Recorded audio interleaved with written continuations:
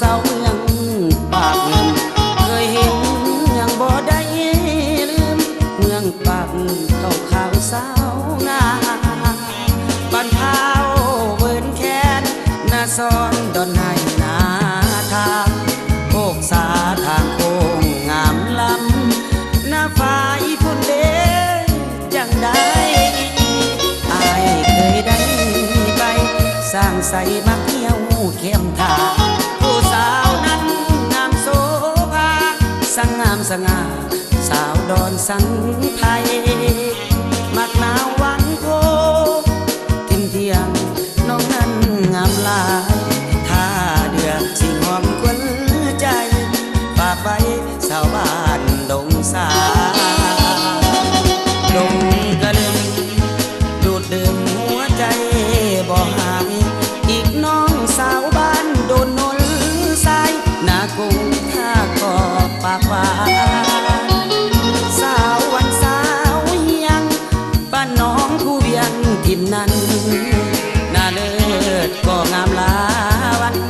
สาวสมจันทร์บ้านน้องวังเพิ่งอยู่ดีเถิดน้องเดินน้องนงเยาสาวเมืองปากเงินสมประเสริฐบ้านให้บ่ลืมปากเงิมน้องเขียดคิดถึงปีหน้าถ้ามีให้น้องคนนี้พาอายไปเบิ่งบั้งไฟพญานาคมีเติงพาอายไปเบิ่งเด้อมือออกพรรษา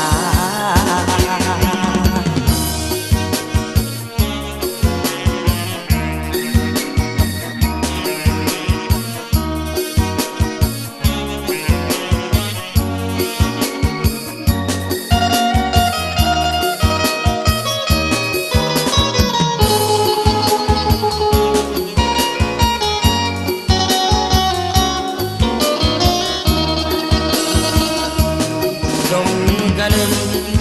ดูดดื่มหัวใจบ่หายอีกน้องสาวบ้านโดนนนสายหน้ากรุงท่าก็ปากหวานสาววันสาวยังบ้านน้องคู่เวียงทินนั้นน่าเลิศก็งามลาวัน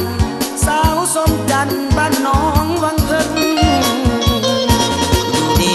เถิดน้องเดินน้องนงเยาสาวเมืองปากเงินสมประเสริฐบ้านให้บ่ลืมปากเงิมน้องเขียดคิดถึง